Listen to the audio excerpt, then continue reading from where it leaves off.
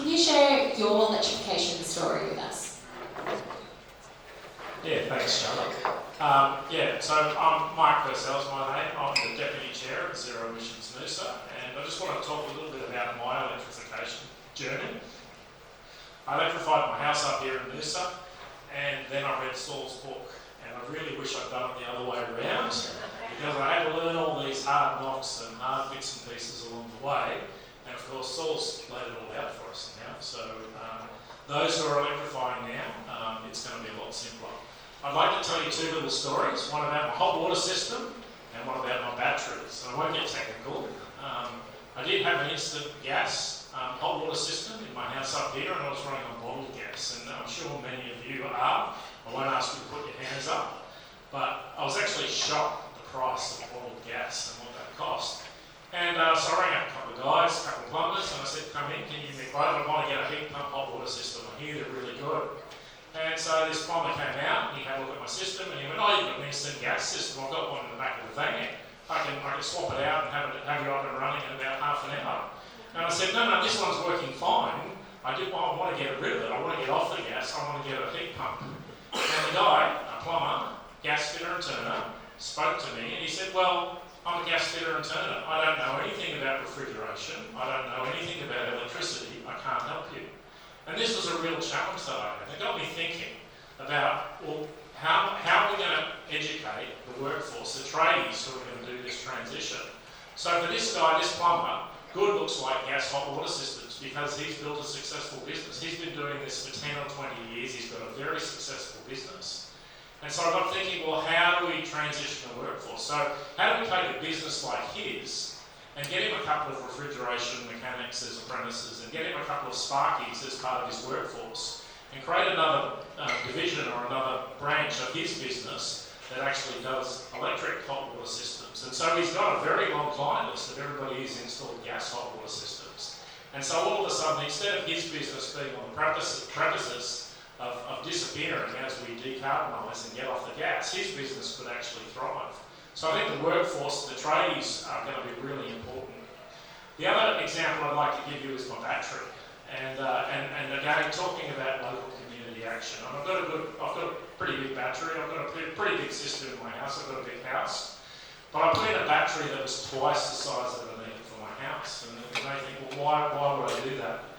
And the reason I did that was because I had looked at the economics of it, but I also have looked at the environmental aspects. And so what I do with my battery is I charge my battery during the day off my solar, and sometimes that's not enough, so I charge it from the grid during the middle of the day, and generally it costs me virtually nothing to charge my battery up in the middle of the day. And then at night time, I use half of my battery for my own purposes, but then I export the other half of my battery. And I probably supply enough energy for the 2 or 3 houses that are my adjacent neighbours who don't have batteries. And following Saul's Kirchhoff law, that's the way electricity passes. And then I started talking to a few of my neighbours, and guess what? Neighbour number 4 got some batteries. And he put his batteries on this same export path as well. And so my house is exporting to four households. His batteries are exporting to another 4 households on the street. And lo and behold, house number 10 down our street got some batteries, and he's doing this as well. So now our whole street of about 20 houses is actually have our energy uses covered by just a couple of houses in our street that have batteries. And that made me sort of quite proud, because what we're actually doing is, instead of at night time, and in Queensland we have a lot of gas-fired power stations, a lot of coal-fired power stations that are 100 kilometres away from us. So me exporting from my battery, my neighbours aren't using the energy from that coal-fired power station 100 kilometres away. They're using the energy from my battery. And so all of a sudden, I'm getting a good financial return on my batteries. I've paid my batteries off in 4 years. I'm displacing coal and gas, so I'm displacing carbon emissions from those generators, and we're building a bit of a community. And guess what? The next phase is battery rebate. I'm going to double my batteries. I'm going to plug my car in, so I'm going to be I'm going to be offsetting the emissions and the generation from probably 10 houses in my neighbourhood. So just think about that local action, what you can do to your house, to your neighbourhood. Imagine if every 4th house or every 10th house in a neighbourhood did this, then all of a sudden you've got a whole neighbourhood it's self-sustaining. Imagine if we've got a community like Noosa, we've got 27,000 households in Noosa. Imagine if every 10th house, which is pretty much people here, if you were all doing that every night in your household, what sort of difference would that make? I know you were anxious to get it, but I was reminded. So everyone saw the superhero before me glass of wine. This is your local solar installer. And I said it very seriously in this plugging point I just recently wrote. People want to think I'm the climate hero, but I haven't installed solar anywhere yet. Right? I think we need I saw a lot of kids who look like Jason Statham out there today surfing. I'm pretty sure they're the local trading workforce. And we need to make them the heroes of the revenge fantasy. And I really I think it's a cultural investment in the tradies that are going to get us to zero emissions to make them feel like the heroes, so they go from there's a gas in the back of the truck to absolutely stoked to get on with it. Can't agree with you more. If you are a tradie, do you come see me? We've got a great tradies program at Surfers for Climate and really does make you feel like a hero. Colin. Okay, my story is about building an all-electric house. I was living in a conventional house, gas for heating, cooking, gas-boosted, solar, etc. I did put a lot of solar on, so I was covering all the electric needs. And we could have upgraded that house, but we decided to build a very energy-efficient house. It's called a German passive standard house. Okay, so it's not solar passive. Some of the same things, you've probably heard of solar passive. I think I've seen someone in the audience who's also built a German passive house, so there is some around. So anyhow, the differences are that it's not relied on being north facing in the southern hemisphere and therefore getting the sun coming in winter to warm up the place. But as it happens, we happen to have a block that was able to give us north facing, so we had the benefit of that as well. But the big differences are it's airtight. Okay, so it's in really hot weather or really cold weather, the place is airtight, so there's no cold or heat coming from the outside to the inside. But there's a thing called, and so you wonder why you don't die of CO2 poison. It has a HRV, heat recovery ventilation system, and that runs 24/7. And that's pumping air from outside into living rooms, bedrooms, etc. And it's sucking the air out, the kitchen and laundry and bathrooms, etc. And that's happening 24/7.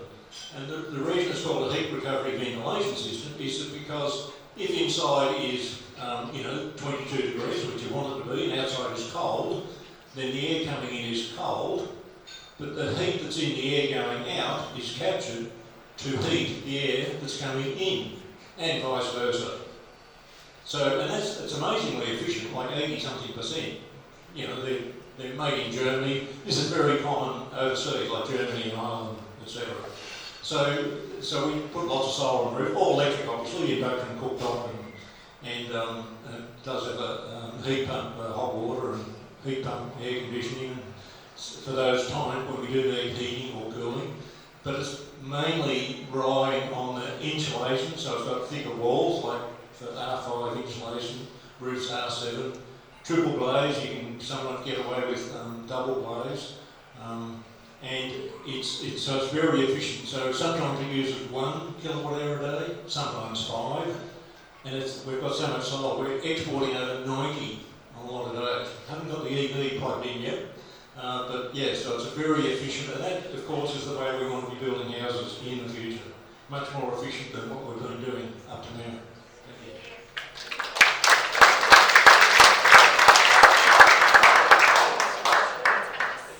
All right, first of all, I'll make a confession. I don't have a heat pump. I don't even have a solar. I'll leave now.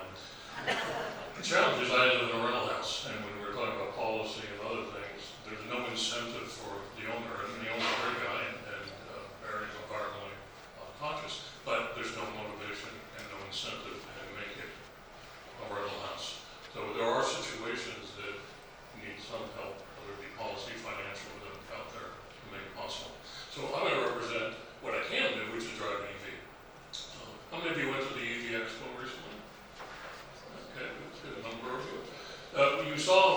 36 cars, probably I put that on my way. That's the 7th year in a row, and it was started by another member who's in the back there, who probably doesn't want me to name her names, but 7 years ago you had a Leaf, and then you had a Leaf, that was your offense, and they were expensive, and there weren't many places to charge them, etc. A lot's happened even in the last year or two. I think 10% of the cars sold last month were EVs, and we're seeing now 100 different models available in Australia. So the market is changing quite rapidly. There are low price options, there are heavily high featured options, high performance options, we're starting to see use, et cetera, et cetera. And at the expo you made, if you came, you might have seen some of the big transport trucks, including one that rocked up at the RACV and tried to find a park there. It's kind of amusing. But in any case, I'll tell you a little story about where it's going to go, because it's not there here yet. About 3 years ago, I went to Southern California and I rented a Polestar for a month. And I was all over Southern California. And you have to plan, but it was easily done with a little forethought, because all of the major shopping centers would have multiple charging points, sometimes 2 or 3 of them. The fast food restaurants often would have 3 or 4 charging points right up front for their customers' use. You go to a place like Santa Monica, and the public parking will have a section dedicated only for electric charging. So very easily done. Now here, if you don't have solar at home, honestly, there's not enough chargers. And that's one of the missions for our organization, is to incentivize, encourage businesses for their customers as well as their staff, the hospitality industry, et cetera, and even the members of the public that do have solar. There are software options that allow you to open that up to the public, to other people out there. So EV cars are also going to be a bridge, because they are rapidly becoming an auxiliary battery to the home.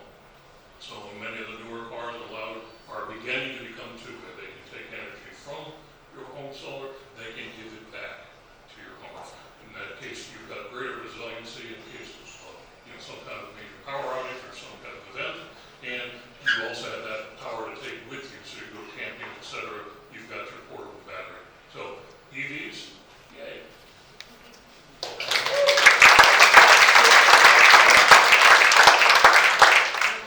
Zero Emissions Noosa, can you talk us through what people can do right here, Jenny?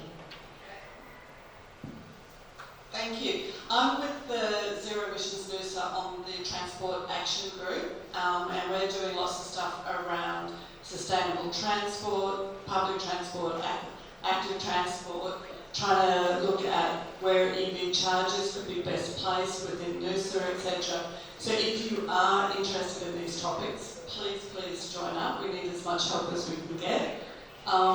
Particularly 2 activities I want to talk to. The first one behind me is the Noosa e-bike library. So this is the first e-bike library in Queensland, and probably the 3rd in Australia. And we started this year with a grant from the Queensland government. So we now have 4 bikes from them and 1 bike from Swiss e-mobility, so 5 bikes altogether. And the idea is that people that are e-bike curious can come along, try out some of these bikes. So we encourage people to get a couple of bikes out at different times so they can see what is best for them. And we're having a really good success story. We're getting older people who want to transition from a normal bike to an e-bike, people that want to ride to school with their kids, etc. So if you're interested, look at our website and try out an e-bike. The second, I've got Vivian at the back telling me she's got brochures, so please pick up a brochure. And the second project we've got going, or initiative, is called Go Car Free Noosa. So 22nd of September is World Car Free Day. And this is the first time that Noosa will be part of that initiative. It's been going for over 25 years. And the idea is trying to encourage people to go on public transport, on active transport, and for the week leading up to it, we've got some great prizes as incentives. So if you want to pledge that you'll swap out at least one trip to go, so not take a car trip, maybe your carpool, maybe your cycle, and you can go in the draw for some of these prizes. So those, and if you want to come help us with any of these initiatives, that would be great. Thank you.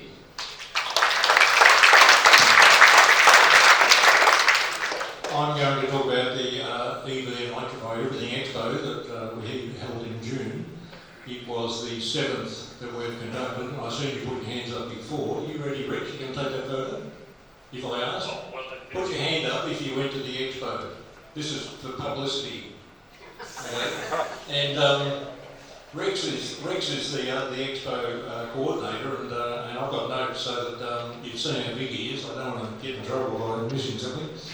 Did you, those that were there, or people otherwise would know the electric Viking, so Sam Evans, you might have seen him at the expo. He described our expo as the biggest in Queensland. So that's not a bad effort for Rex and people who put that together. And well, I suppose this is just possibly out of order, but do you think those that were there, whether you're there or not, do you think we should have another one next year? Put your hand up if that's the case. Okay, thank you. So some of the things, so our event manager, that's an organisation called MASK, they estimated there were 6,000 people, so that was bigger than we've ever had before. And Rex, and with help from some others, managed to get 65 exhibitors, including 34 different electric vehicles. And some were trucks. Like there was a prime mover there. You know, the stuff that's coming is just mind-boggling. And there were vans, etc. There's certainly a whole range of different cars. As I said, this year was actually the second year that we've done an Electrify Everything aspect. So there was a number of solar suppliers who obviously have batteries, given the federal battery rebate. It's very popular. And Jenny was there with the e-bike library. You might not recognise this, she was getting around in a koala suit. And the trial ride area we had again, and that was a way for people to test ride the various bikes that the dealers had available, which was really good. So we did get responses from visitors in a survey, and 2/3 of them came to learn about electric vehicles. That might sound obvious. And 1/3 came to learn about the Electrify Everything aspects, and certainly batteries. And they all, well, a big percentage of them rated it 4 or 5 stars, and that's out of 5. So that was really well done. Again, thanks, Rich. And so a whole lot of these people are planning to buy an electric vehicle. So, and people prefer to come to these expos, and they sit in a BYD, they sit in a Leap motor, they sit in the Toyota, whatever that's a funny name called, and all these different cars. They just walk along, sitting in the different cars, as opposed to going to a dealer and hearing the sales pitch, and you don't get to compare them. You don't get to compare them side by side. So the expo is really good for people who are shopping for a EV. And of course there were lots of bikes and scooters and all sorts of electric transport. And likewise the exhibitors themselves describe it as very, very good expo. We always have an interesting time with these dozens and dozens of people with cars and trucks and trailers, etc., turning up and finding space, their space where they've got to be. So anyway, we thought it was a great success, and hopefully you will all get there next year if we have it. Wonderful. So we'll look out for it next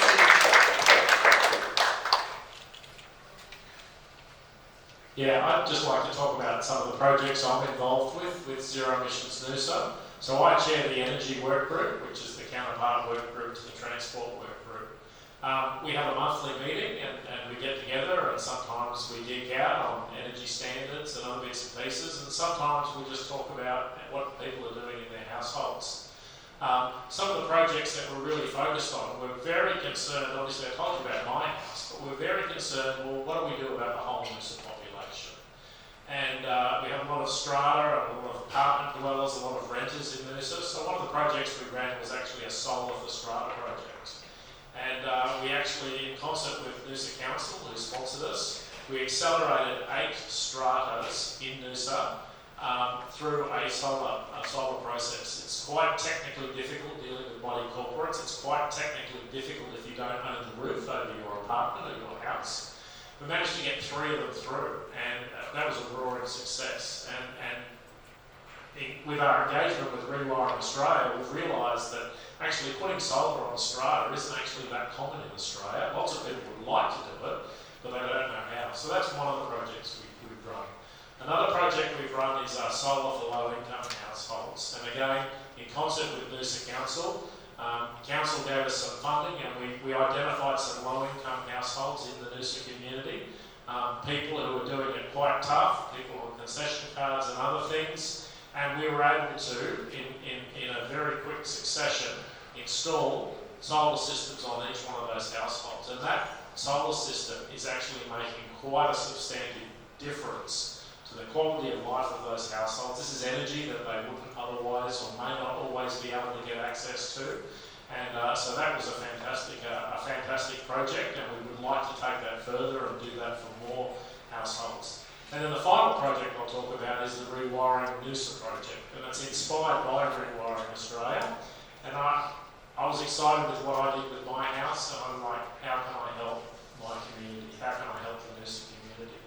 And so we do a whole bunch of community engagement. I mentioned the monthly work groups. We go out to the libraries and the town halls in Karoi and Peregian and Noosaville, and we actually just hold community sessions. We've got a community session coming up in the end of August. We're going to talk about the battery rebate, the household battery rebate. If you haven't registered already, too late. It's actually fully subscribed. Everybody's very interested. But we do pretty much do a community engagement session every month. We've put up some online testimonials. We've got some videos from ordinary households who have adopted some of these technologies. We've got a toolkit online where you can read about how do things work like that. We cover the standard electrification systems from Noosa, from Rewiring Australia, so your heat pumps, your electric vehicles, your batteries, your solar. But we've added an extra one in for Noosa and for Queensland, and that's your pool. How do you optimise your pool, both your pool filters and your pool heating? And obviously that's a big thing up here, a lot of Noosa's pools, and so we've got a bit of a focus on optimisation for pools as well. Thank you so much. It feels like it only feels radical, eccentric, maybe mad, until you get all of Noosa on board, and then it's like, let's just get it done. And it's really inspiring to see what Zero Emissions Noosa is achieving and what we can achieve in this community, so much like Austin Uni. So, Anne, would you like to, you have your own mic, fantastic. And we can keep the questions and conversations going after this, of course. Thank you, Charlotte. And I'm Anne Kennedy, Chair of Zero Emissions Noosa. We're a group of very passionate volunteers who, some would say are on the nerdy end of the spectrum perhaps, who try and do all this to help the Noosa community move towards net zero emissions. I'd like to thank Charlotte for being our MC this evening. And I'd really like to thank Saul for coming all the way to Noosa.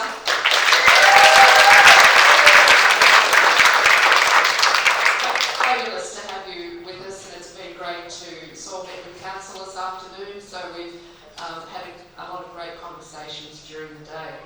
I'd like to thank our panel members, Mark, Colin and Jenny. They're all part of our volunteer team.